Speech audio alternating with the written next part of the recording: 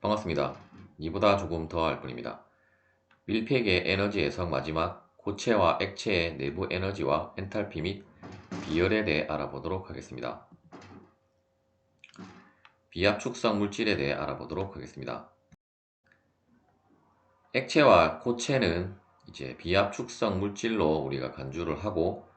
이제 비압축성 물질의 가장 큰 특징은 이제 부피가 일정하기 때문에 이제 부피 변화를 하지 않는다라는 점이 되겠습니다. 따라서 이제 dV는 0이 되게 되므로 이제 부피 변화를 하지 않기 때문에 우리가 이제 기체에서 살펴보았던 그 정압 비열과 정적 비열이 이제 같은 값을 가지게 되고, 따라서 이제 우리가 비열을 그 이제 구분할 필요가 없기 때문에 이제 고체나 액체에서는 그냥 이제 비열 C로, 즉 이제 하나의 비열로 그 물질의 비열을 이제 나타낸다라고 보시면 되겠습니다. 비압축성 물질의 내부 에너지와 엔탈피 변화에 대해 알아보도록 하겠습니다. 먼저 내부 에너지의 변화에 대해 살펴보면, 우리가 du는 이제 cv/dt에서 결국 cp나 cv나 모두 동일하기 때문에 그냥 ct/dt로 되게 되고, 또한 이제 이 미분형을 적분을 해서 이제 du는 델타 u가 되게 되고, 이제 이 부분은 다음과 같이 이제 적분식으로 이제 표현을 할 수 있었고, 이제 이렇게 적분으로 우리가 계산을 하는 것보다는 이제 다음에 평균 비열을 이용을 해서 이제 계산을 해도 그 오차값이 이제 크지 않기 때문에 이제 평균 비열을 이제 사용을 한다라고 이제 저번 영상에서 다루었습니다. 따라서 이제 그 비압축성 물질도 동일하게 이제 물질의 비열을, 평균 비열을 곱해서 이제 그 내부 에너지의 변화량을 구하면 되겠고, 이제 엔탈피 변화 같은 경우는 우리가 이제 H는 U 플러스 PV에서 우리가 이상기체에서는 RT로 대체를 할 수 있었지만, 이제 일반적인 상황에 있어서는 이제 PV를 그대로 사용을 해서 이제 PV를 이제 미분을 하면 우리가 곱의 미분에 의해서 이제 DU 플러스 이제 VDP 플러스 PDV가 되게 되는데, 우리가 앞서 비압 축성 물질의 특징인 이제 부피 변화는 없다라고 했기 때문에 이제 PDV 항이 이제 소거가 되게 되어서, 따라서 이제 DH는 DU 플러스 VDP가 되게 되고,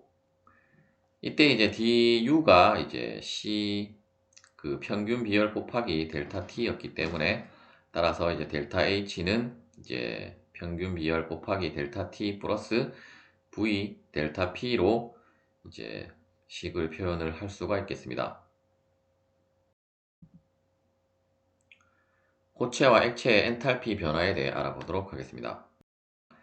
이제 비압축성 물질의 그 엔탈피 변화는 우리가 다음과 같이 이제 표현을 할 수 있었고, 이때 우리가 이제 먼저 이제 고체에 대해서 고찰을 해보면, 이제 고체는 이제 그 압력 변화라는 것이 없기 때문에, 따라서 이제 뒷부분이 소거가 되게 되어서 우리가 고체의 엔탈피 변화를 구하라고 하면 결국 이제 내부 에너지의 변화량과 같게 되게 되고, 따라서 이제 평균 비열 곱하기 델타 T로 여러분들이 이제 계산을 하시면 되겠고, 이제 액체 같은 경우는 이제 다음에 또 두 가지로 이제 구분이 되게 되는데, 먼저 이제 컨스턴트 프레셔 프로세스는 이제 등압 과정이 되게 될 것이고, 이제 이러한 것의 대표적인 예가 이제 히터가 되겠습니다. 즉 이제 가열기 같은 경우는 이제 등압 과정이기 때문에, 따라서 이제 먼저 이 수식에서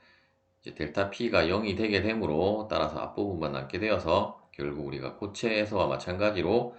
이제 엔탈피 변화량은 내부 에너지의 변화량과 같고, 따라서 이제 평균 비열 곱하기 델타 T로 이제 계산을 하시면 되겠고, 이제 컨스턴트 템퍼러처 프로세스는 그 이제 등온 과정이 되게 되므로, 따라서 이제 델타 T가 0이 되게 되어서 이제 델타 H는 VDP가 되게 되고, 이제 이러한 경우의 대표적인 사례가 이제 펌프가 되겠습니다.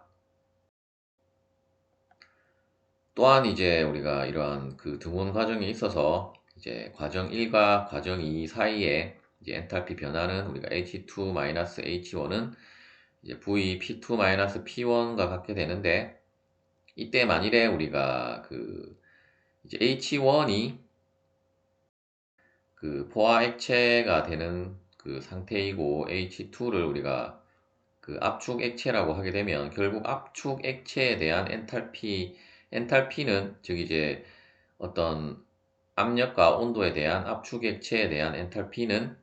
이제 다음의 값으로 이제 근사를 할 수가 있는데, 즉 이제 포화 액체의 그 온도에서의 엔탈피 더하기 이제 그 온도에서의 포화 액체의 그 비체적 곱하기 이제 그 압축 액체의 그 압력 빼기 이제 포화 그 온도에서의 그 포화 압력을 이제 뺀 값과 같은 값으로 이제 근사를 할 수 있다라는 이제 식이 되겠고, 이제 이러한 수식을 활용을 하는 것은 결국 이제 테이블에 이러한 값들이 나와져 있기 때문에 이제 그 값을 활용을 해서 이제 그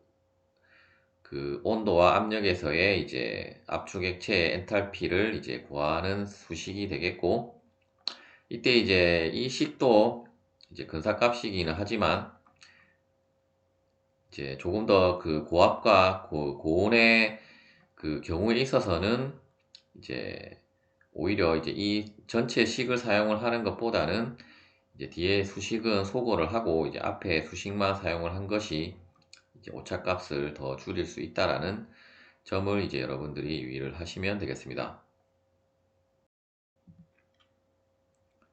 예제를 풀어보도록 하겠습니다. 15MPa 100도 C의 물의 엔탈피를 이제 첫 번째는 압축 액체 테이블을 이용을 하고, 두 번째는 이제 포화 액체로 근사를 해서 구하고,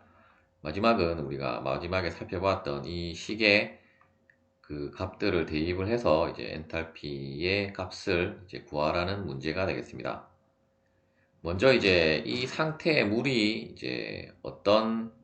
지금 상태인지를 먼저 판단을 해야 되는데, 먼저 이제 100도씨면 우리가 일반적으로 이제 물이 끓는 온도라고 생각을 할 수 있는데, 일단 그때의 그 이제 일반적인 그 포화 압력은 이제 101.42kPa이므로, 따라서 이제 주어진 압력이 이제 포화 압력보다 더 높은 값이 되게 되므로, 따라서 이제 이 상태의 물은 이제 압축 액체임을 이제 여러분들이 판단을 할 수 있어야 될 것입니다. 따라서 이제 압축 액체이기 때문에 당연히 압축 액체 테이블에 나온 값을 찾으면 이제 그 값이 이제 가장 정확한 값이라고 보시면 되겠고, 이제 부록에 있는 그 테이블에서 이제 압축 액체 그 테이블에서 이제 해당 압력에 해당되는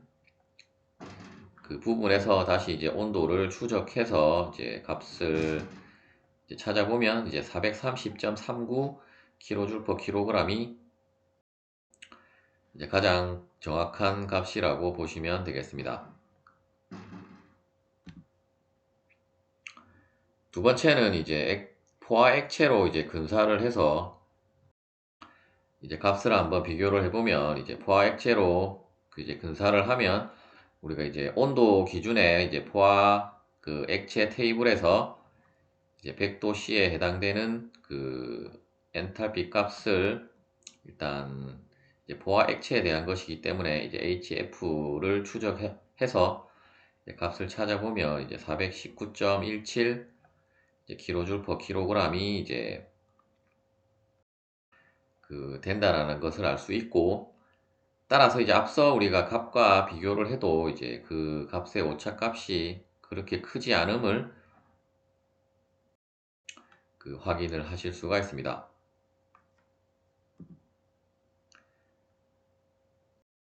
이제 마지막으로 이제 이 식에 의해서 우리가 엔탈피 값을 한번 구해보면, 이제 HAF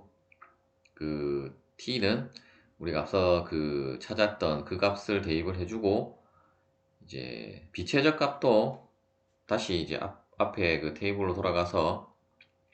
이제 스페시픽 볼륨에서 이제 100도 C에 해당되는 그 이제 포화 액체에 대한 비체적 값을 찾아보면 이제 0.001 1043 이제 미터 세제곱 퍼 킬로그램이 되게 되는 됨을 알 수 있고, 따라서 이제 이 값과 이제 이 값을 이제 이 식에다가 대입을 해서 이제 계산을 해보면 일단 P는 이제 주어진 그 우리가 15메가파스칼을 그대로 대입을 하면 되고, 따라서 이제 여러분들이 계산을 할 때는 킬로줄과 킬로파스칼은 가능하면 이제 뉴턴 미터와 이제 뉴턴 미터 제곱으로 환산을 해서 이제 풀어가지고 마지막에 이제 값을 이제 환산을 해주는 것이 이제 그 계산 오류를 이제 줄이는 방법이라고 보시면 되겠고, 일단 주어진 값을 다 대입을 해서 이제 계산을 하면 이제 434.07 kJ per kg이 산출이 되게 됨을 알 수 있고, 따라서 이제 우리가 A번이 가장 정확한 값인데 이제 이 값과 비교를 했을 때 오히려 이제 포화액체로 근사한 값이 이제 오차 값이 더 작음을